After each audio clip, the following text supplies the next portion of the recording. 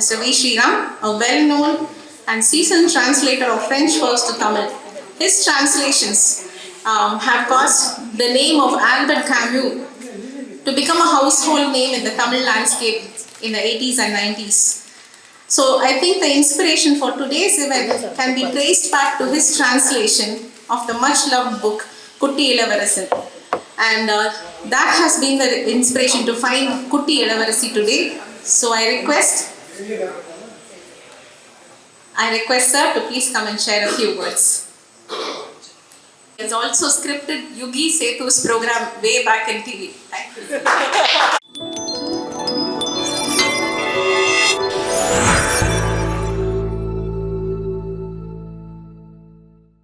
Everybody. Good evening to everybody, and I thank the organizers for remembering me and calling me for this function, because this goes back very far back, very nostalgic for me, because 45 years back in 1981, in the same building when I was the president of Alliance Française, and the second floor hall, we released the first edition of the Tamil translation of The Little Prince. And thank you. And again, it is in the same hall, this particular library hall, in 2004, that I received from the French minister my first Chevalier Award in this building. That was in 2004. But these things go into the background when I think of Saint-Exupéry and his book Le Petit Prince, because the translation of that was a very big turning point in my career as a translator directly from French to Tamil, and it also brought me close to one of the most brilliant minds I have come across, with whom I was gifted to work for a very long time, Mr. François Gros, the former director of the École Française d'Extrême-Orient, Pondicherry, French School for Foreign Studies. And these things not only broadened my vision, but after that I have been coming back to The Little Prince very often. And translating it in Tamil was not an easy thing, it was a big challenge.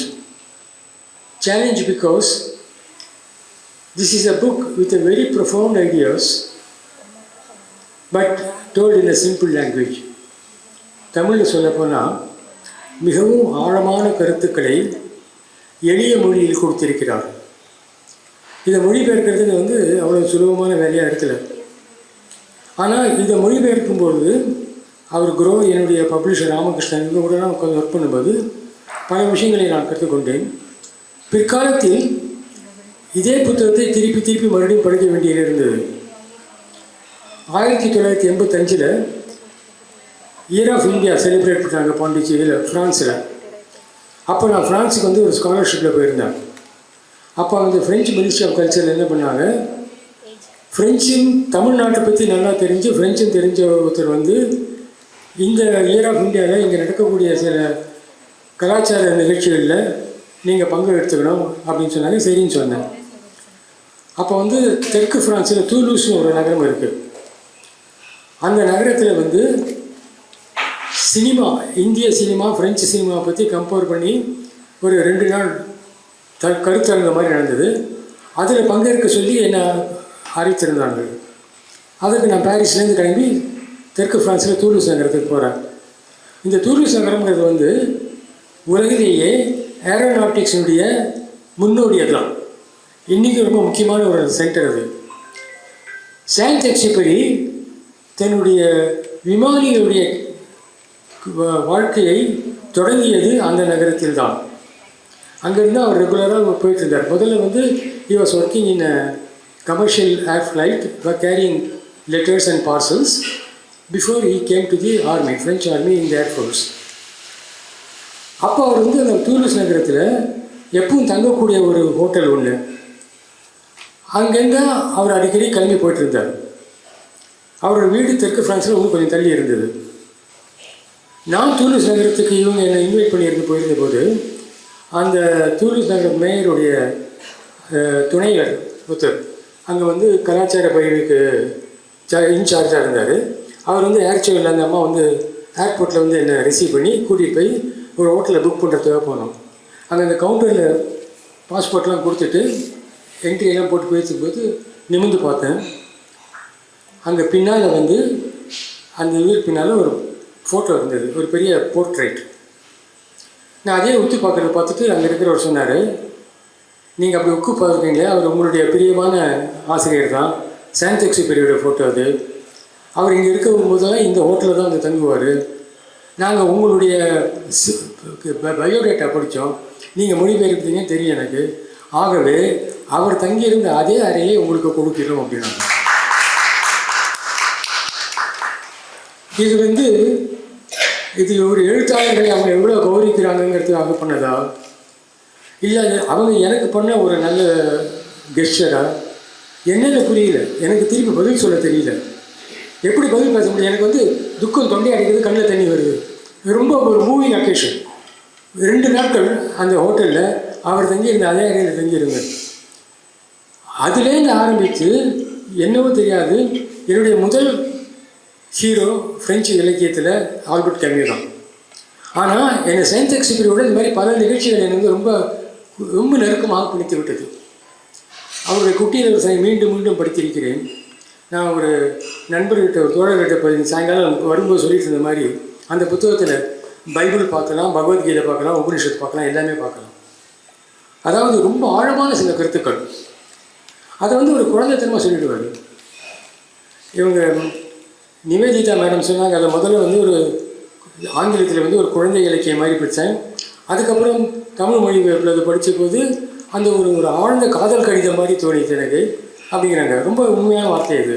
ஆனால் அது சிறுவர்களுக்கான பத்திரிகையும் அல்ல, அது வெறும் காதல் கடிதமும் அல்ல, அது மானுடத்தை பற்றிய ஒரு புத்தகம். அந்த புத்தகத்தினுடைய அதாவது எல்லா புத்தகங்களுக்கும் வந்து ஒரு அதுக்குன்னு ஒரு ஆத்மா இருக்கும். ஒரு நல்ல புத்தகமாக இருந்ததுன்னா அந்த புத்தகத்துக்குன்னு ஒரு ஆத்மா இருக்கும். இந்த புத்தகத்தினுடைய ஆத்மா என்னென்னா புதிர், மிஸ்ட்ரி. அவர் வாழ்க்கையே அவருக்கு புதிராக தான் இருந்தது கடைசி வரைக்கும். அந்த புதிர் எப்படி ஆரம்பிக்கிறதுன்னு சொல்கிறேன் கேளுங்க. அதாவது குட்டியரசனை வந்து அடிக்கடி மேற்கோள் சொல்லக்கூடிய ஒரு லைன் வந்து, இதயத்திற்கு மட்டும்தான் பார்வை உண்டு, முக்கியமானது கண்களுக்கு தென்படாது. அந்த நரி வந்து குட்டியரசன்கிட்ட சொல்லும் 3 விஷயங்கள் சொல்லும். அந்த முதல் விஷயம் தான் அது. Only you can see only with the heart, what is essential is not visible to the eyes அப்படி. அது வந்து அதுதான் அந்த புத்தகத்தினுடைய இழை கம்ப்ளீட்டாக. அதாவது நம்ம பார்க்கறது வந்து நம்ம கண்களுக்கு புலப்படுற மாதிரி இருக்கிறது உண்மை கிடையாது. அதற்கு பின்னால் ஒளிந்திருக்கக்கூடிய ஒரு ரகசியம் இருக்கிறது. நீங்கள் எதை பார்த்தாலும் அதுக்குள்ளே ஒரு சின்ன ரகசியம் இருக்கிறது, அதுக்குள்ளே ஒரு சின்ன ஆத்மா இருக்குது. அதை நீங்கள் பார்க்கணுன்னா ஒரு கண்களால் பார்த்தா போகாது. இதயத்தால் பார்க்குறதுனா என்ன? அதாவது அது வந்து உங்களுடைய உணர்ச்சியை பூர்வமாக அதை அணுகணும். அதை தான் அவர் சொல்கிறாரு. இது முதலே ஆரம்பிச்சிடுது. இந்த மாதிரி ஒரு ஸ்டைல் வந்து நீங்கள் படிக்கிறது லிட்ரேச்சர் ரொம்ப கஷ்டம். அந்த புத்தகம் ஆரம்பிக்கும் போது ஒரு பொம்மையை வரைஞ்சி அந்த பையன் கேட்குறான் இது என்னன்னு சொல்லிட்டு, இது ஒரு தொப்பி அப்படிங்கிறாங்க, இல்லை இது யானையை விழுங்கிய மலைப்பாம்பு அப்படிங்கிறாங்க. அவங்களுக்கு புரியல, பெரியவங்களுக்கெல்லாம். சின்ன பையன் சொல்கிறான், பெரியவங்களுக்கு புரியல.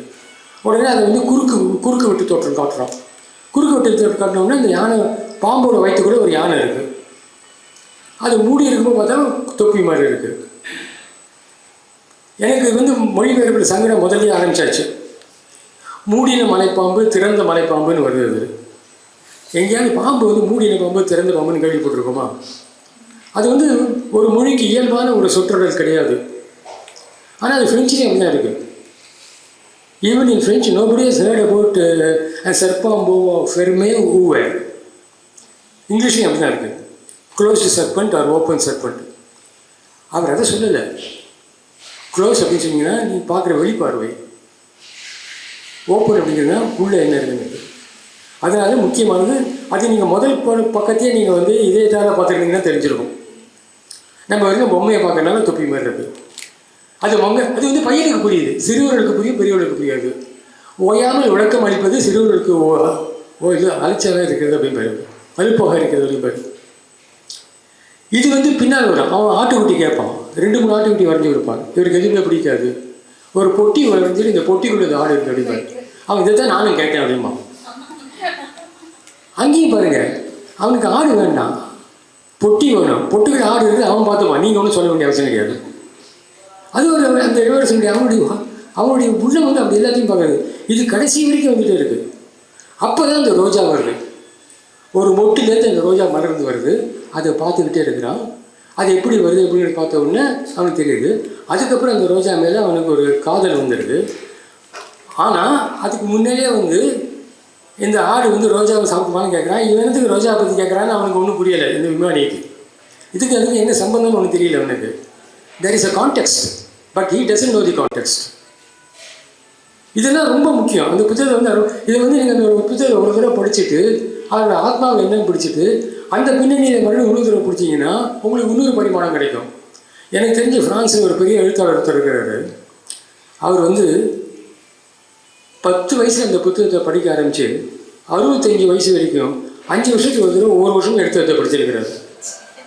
அவர் சொல்கிறார், 5 வருஷத்தில் ஒவ்வொரு தடவை 5 வருஷத்துக்கு ஒரு தடவை எடுத்து படிக்கும்போது எனக்கு ஒவ்வொரு பரிமாணம் கிடைக்குது, ஒவ்வொரு லெவலில் ஒரு மீனிங் கிடைக்குது.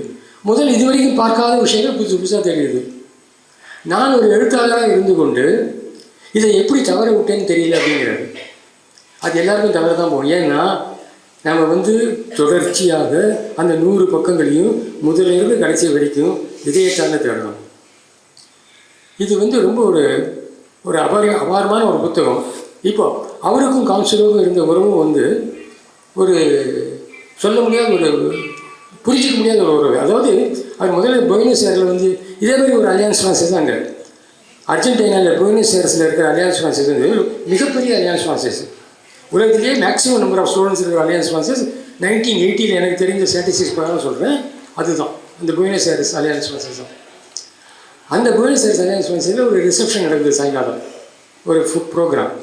அந்த ரிசப்ஷனில் போகும்போது அந்த ஆர்டிஸ்டாக இருந்த ஒரு அம்மா, ஒரு லேடி, அவர் வந்து இவளுக்கு இன்ட்ரடியூஸ் பண்ணுறாங்க. அதான் கவுன்சிலர் இப்போ வந்து அதுக்கு முன்னால் ஒரு ஸ்பானிஷ் போய்ட்டு கேரியில் ஒருத்தரை திருமணம் பண்ணிவிட்டு அவர் இறந்து போயிடுறாரு. ஸோ இவங்க ஒரு இடம் உதவியாக வராங்க, இவரை வந்து இன்ட்ரடியூஸ் பண்ணி விடுறாங்க. அவங்க 2 பேரும் ரொம்ப நண்பர்களாகிறாங்க. 1931 ஏப்ரல் 4ஆம் தேதி சாண்ட் எக்ஸிபெரிக்கு ஃப்ரெஞ்சு கவர்மெண்ட் வந்து chevalier of the Legion of Honour award கொடுக்குறாங்க. ஷெவாலியர் விருது கிடைக்கிது அவருக்கு 4th ஏப்ரல் அன்றைக்கி. 12th ஏப்ரல் அன்றைக்கி அதே ஊரில் ஒரு சர்ச்சில் அவருக்கும் கவுன்சிலருக்கும் திருமணம் நடக்குது. ஸோ அவங்களுக்கு திருமண நாள் வந்து 12 ஏப்ரல். அதை நாங்கள் எப்பவுமே மறக்க மாட்டோம். ஏன்னு கேட்டிங்கன்னா that is my wedding anniversary also. அது ஒரு ஆக்சிடென்ட், ஒரு கோஇன்சிடென்ஸ். இது ஒரு கோஇன்சிடென்ஸ், எல்லாமே ஒரு கோஇன்சிடென்ஸ். அதாவது வாழ்க்கையில் எதுதான் சொல்கிறாரு. அந்த பையன் ஆட்டுக்குட்டி கேட்கும்போது தமிழ் வருஷன் எடுத்து படித்து பாருங்கள். ஒரு புதிரின் ஆளுமை மிதமிஞ்சி இருக்கும்போது அதற்கு அடிபணியாமல் இருக்க முடிவதில்லை அப்படின்னு ஒரு சொல்கிறார். அந்த புதிரோடைய ஆளுமை இருக்கு பாருங்க, அந்த ஆளுமை இருக்கும்போது அதுக்கு நீங்கள் அடிப்படைச்சு தான் ஆகணும், வேறு வழி கிடையாது. அவர் சொல்கிறாரு, அந்த நரி வந்து அவர் எல்லோரும் பல விதமான கேரக்டர்ஸை பார்க்குறான். அந்த குட்டி இளவரசன் ஒவ்வொருத்தருக்கிட்டையும் அவனுக்கு ஒரு சின்ன பிரச்சனை வருது. ஆனால் அவனுக்கு பிடிச்ச ஒரே ஆள் வந்து தெருவிளக்கு ஏற்றுறவன். அவர் சின்ன கிரகம், விளக்கு எழுதி திரும்பி வந்தோன்னா அந்த கிரகம் இரவு வந்துடும். உடனே போய் அணைச்சிட்டு வரணும். அணைச்சிட்டு வந்து படுக்க வரத்துக்குள்ள மறுபடியும் விடிஞ்சிட்டு மறுபடியும் அதை ஏற்றணும். மறுபடியும் இது மாதிரி மாற்றி. ஆனால் அவன் விடாமல் எந்த விதமான அலுப்பும் இல்லாமல் அந்த வேலையை அவன் விடாமல் தொடர்ந்து செஞ்சுக்கிட்டே இருக்கிறான். இவனுக்கு அந்த ஒரு ஆளை தான் பிடிச்சிருக்கு. அதனுடைய உட்கருத்து என்ன தெரியுமா? இவன் பார்த்த அத்தனை பார்வையிலையும் all kinds of characters. He was the only man who didn't talk about anything, who didn't complain about anything, but he was regularly doing his duty with a discipline. தன் கடமையை தவறாக ஒழுங்காக செய்து கொண்டிருந்தான். அங்கே உங்களுக்கு பகவத்கீதையினுடைய எக்கோலாம் கிடைக்கும். அதனுடைய எதிரையை அங்கே கேட்க முடியாங்க. அதுதான் நான் முதலே சொன்னேன், எல்லாமே பார்க்கலாங்க. அது பைபிள் இருக்குது, பகவத்கீதை இருக்குது, எல்லாமே இருக்குது. திருக்குறள் கூட இருக்குது, கண்டுபிடிக்கலாம். ஆழ்ந்து படிச்சிங்கன்னா கண்டுபிடிக்க முடியும். அவ்வளோ விஷயங்கள் அந்த புத்தகத்தில் இருக்குது. அவர் வந்து அதனால் அவர் இந்த ரோஜாவை பற்றி எழுதினது வந்து நிறைய பேருக்கு ஃப்ரான்ஸ்லேயே வந்து நிறைய பேருக்கு ரொம்ப நாள் கழிச்சு கான்சுலோ தான் ரோஸா அவர் நினச்சிருக்கிறார் அப்படிங்கிறது அவங்களுக்கு மைண்டில் ஸ்ட்ரைக் ஆகிறதுக்கே கொஞ்சம் நாளாக இருக்குது நிறைய பேருக்கு. அப்புறமா தான் தெரியும் அவங்களுக்கு, ஓ இந்த கான்சுலோ தான் ஒரு ரோஸா வந்து உருவப்படுத்தி பார்த்துருக்கிறார் அப்படின்ட்டு. ஆனால் அவருக்கு வந்து இந்த எண்ணங்கள் இருக்கு இல்லையா, ரோஜாவை பற்றிய எண்ணங்கள் அவர் மனசில் உறுத்திக்கிட்டே இருந்திருக்கு.